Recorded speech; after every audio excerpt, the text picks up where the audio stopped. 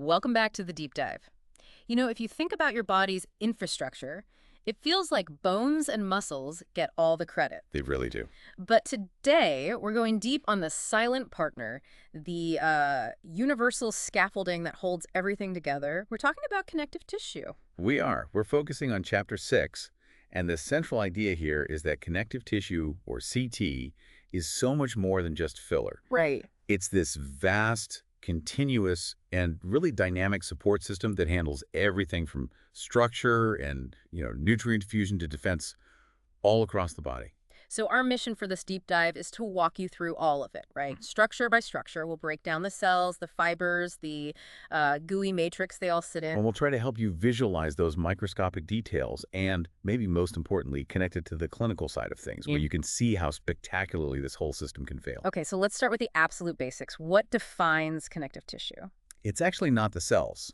The defining feature is the space around them, the extracellular matrix, or ECM. So CT is basically cells that live inside this specialized matrix. And that matrix is, well, it's a complex mix of protein fibers like collagen and elastic fibers, and this amorphous stuff called ground substance. And that's made of things like proteoglycans and GAGs, these water-loving molecules. Exactly. So let's begin where the body begins. Embryonic connective tissue.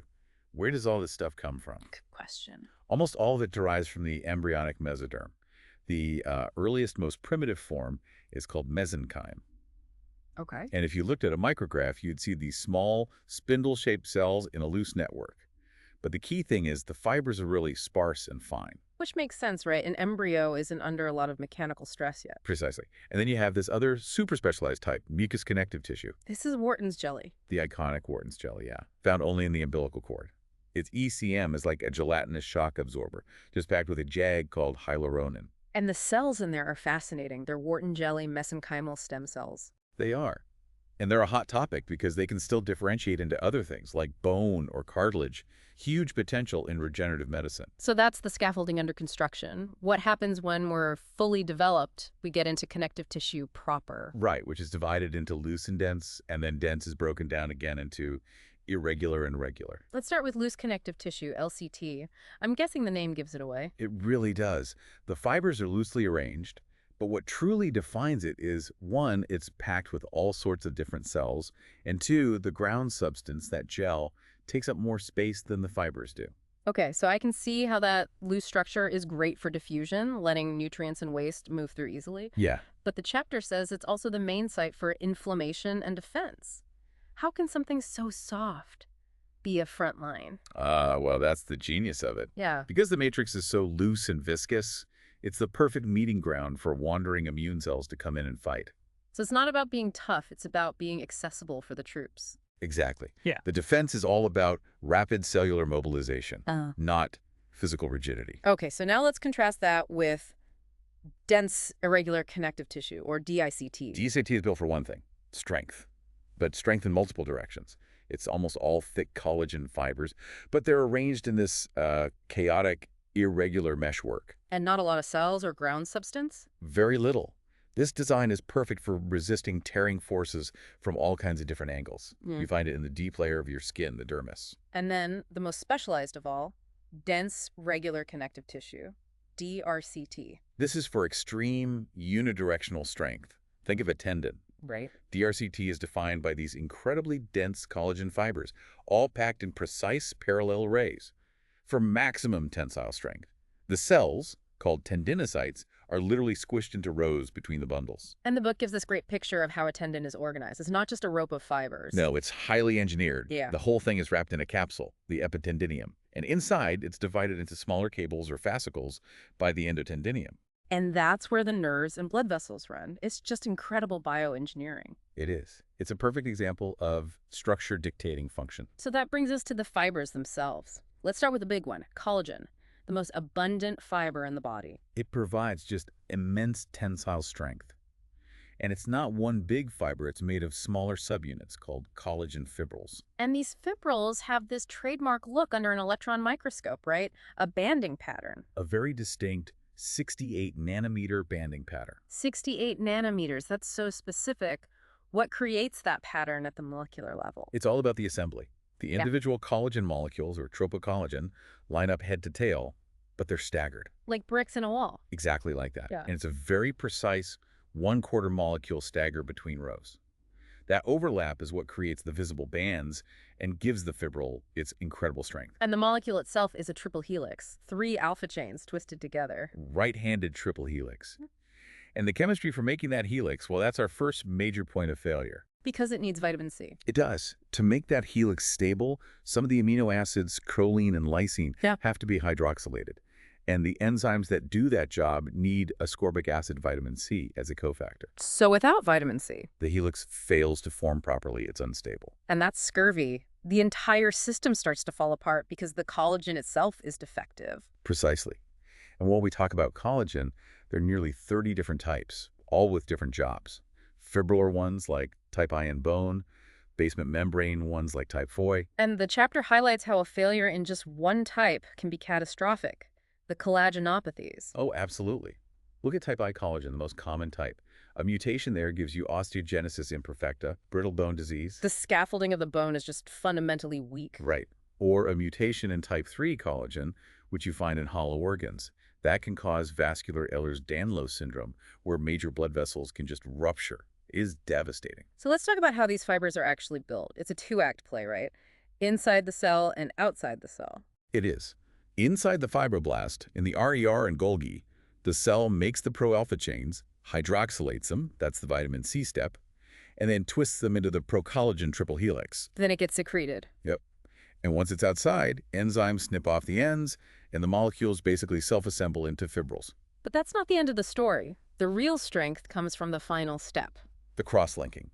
This is catalyzed by a copper-dependent enzyme called lysyl oxidase, or LOX. And that gives us another clinical connection, Menkes syndrome. A really striking one. It's a genetic disorder where your body can't transport copper properly.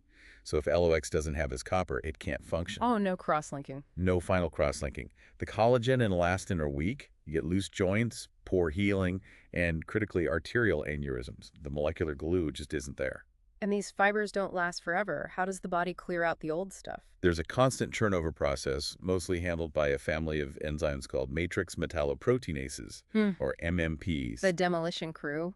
The demolition crew? Exactly. But their activity is tightly controlled by their inhibitors, the TIMPs, tissue inhibitors of metalloproteinases. So it's a balancing act. It's a constant battle.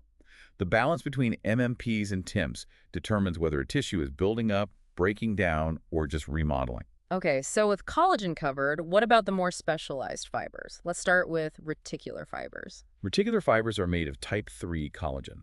They're thin, delicate, and form a branching network. But the key thing to remember is that you can't see them with a normal H&E stain. So how do you find them? You need special silver stains. They're argyrophilic, which means silver-loving, so they stain black. They form the soft internal skeleton, the stroma, in places like the spleen and lymph nodes. Okay, and then we have the springy ones, elastic fibers. The recoiling specialists. They let tissues stretch and then snap back. They're about 1,000 times more flexible than collagen. And, like reticular fibers, you need special stains to see them well. And their elasticity comes from some unique chemistry, specifically to amino acids. That's right. Elastin contains desmosine and isodsmosine. These are unique cross-linking amino acids that allow the fiber to stretch out and then recoil perfectly. And to build these fibers, elastogenesis, you need a scaffold first. You do. The elastin molecules are deposited onto a scaffold made of fibrillin microfibrils. Which is why a mutation in the fibrillin gene causes Marfan syndrome. Exactly. Ah. If the fibrillin scaffold is defective, the elastic tissue you build on it is abnormal. That's what leads to the problems with the aorta in joints and Marfan patients. This whole creation and degradation idea comes into focus with the example of sun exposure and photoaged skin. Photoaging is a perfect case study of ECM remodeling gone wrong. UV radiation damages that fibrillin scaffold. It also ramps up the secretion of destructive MMPs while keeping the protective TIMPs low. So you get a double whammy. A total double whammy. You lose functional collagen, and at the same time you get this buildup of thick, abnormal, useless elastic fibers that can't recoil. The balance is just completely thrown off. Okay, let's move to the last part of the ECM, the ground substance. The background goo. What's in it? It's this viscous high water content material that's mostly made of GAGs, proteoglycans, and multi-adhesive glycoproteins. But the key players are the glycosaminoglycans, or GAGs. These are those long, negatively charged polysaccharides. And that negative charge is the secret, right? It is. It's the whole secret. Because they're so negative, they attract and hold on to massive amounts of water that turns the ground substance into a hydrated gel. So it can resist compression perfectly. It gives the tissue its turgor and allows for rapid diffusion of nutrients. Now, one GAG is unique, hyaluronan. Hyaluronan is the biggest GAG, and it's different because it doesn't get attached to a protein. It just floats freely. But it acts as a backbone for these huge compression-resisting structures. How does that work? Other GAGs are attached to core proteins, and those are called proteoglycans.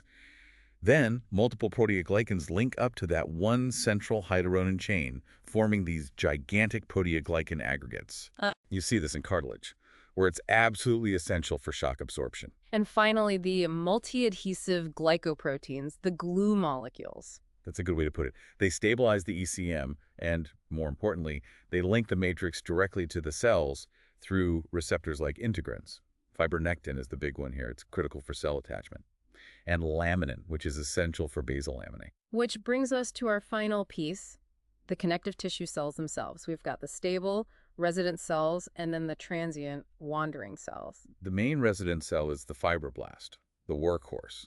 But its cousin, the myofibroblast, is fascinating. The hybrid cell. Yeah, it's part fibroblast, part smooth muscle. It's loaded with actin and myosin so it can contract. And this is critical for wound healing, for pulling the edges of a wound together. Absolutely. But when they don't, shut down properly, you get problems. Their persistence is behind hypertrophic scars, keloids, and famously Dupuytren disease in the palm. Next up, macrophages, the cleanup crew. The tissue histiocytes, yeah. They're phagocytic cells that come from monocytes in the blood. They eat debris and microbes, but they also act as antigen-presenting cells to kick off the adaptive immune response. And the chapter details their two activation states, M1 versus M2. This is like the body's fight or fix switch. That's a great way to describe it. M1 macrophages are the pro-inflammatory killers. They destroy pathogens. M2 macrophages are the anti-inflammatory repair crew. They promote rebuilding and new blood vessel growth. So a healthy recovery depends on switching from M1 to M2 at the right time. It's fundamental to resolving inflammation. Okay, let's talk about the allergy triggers. Mast cells. Mast cells, large ovoid cells that are just stuffed with these big basophilic granules full of things like heparin and histamine. And their surface is covered in receptors for IgE antibodies. It's like a molecular tripwire system. It is. When an allergen binds to the IgE on the surface, it triggers this massive, immediate degranulation. And that releases all the pre-stored mediators like histamine. Which causes that instant increase in vascular permeability, the swelling and redness of an allergic reaction. And then they also start making new mediators like leukotrienes. Which cause that prolonged bronchospasm in asthma. Exactly. And when this happens systemically, all over the body at once, Anaphylaxis? life-threatening anaphylaxis, severe drop in blood pressure, bronchospasm. It's a true medical emergency that requires immediate epinephrine. And just to wrap up the cells, we have the antibody factories, plasma cells. Plasma cells are antibody-secreting machines derived from B lymphocytes, and they have a really distinctive look under the microscope. That classic cartwheel or clock face nuclear. That's the one. It's a large cell, very basophilic because of all the RER-making antibodies, and then that off-center nucleus with the clumps of heterochromatin. It's a great visual cue. What an incredible survey. I mean, it is so clear that connective tissue is anything but inert filler. I think the key takeaway is that connective tissue is really defined by its ECM. The specific ratio of all these components, whether it's type I collagen for a tendon or type 3 for a spleen, or M1 macrophages fighting versus M2 macrophages repairing, that exact mix dictates the tissue's function. It's all about the balance. It's all about the balance. Understanding that dynamic between synthesis and degradation, the MMPs versus the TIMPs, that's what really explains tissue health and disease. Absolutely. That MMP-TIMP relationship just shows that the matrix is constantly being built and broken down. And it makes you think, considering how collagenopathies cause structural failure and photoaging is really just an imbalance of breakdown. Imagine how precisely targeting those molecular regulatory systems could unlock future treatments for things like chronic fibrosis or even arthritis. A fascinating concept. Thank you for joining us on this deep dive into the body's universal foundation. We'll see you next time.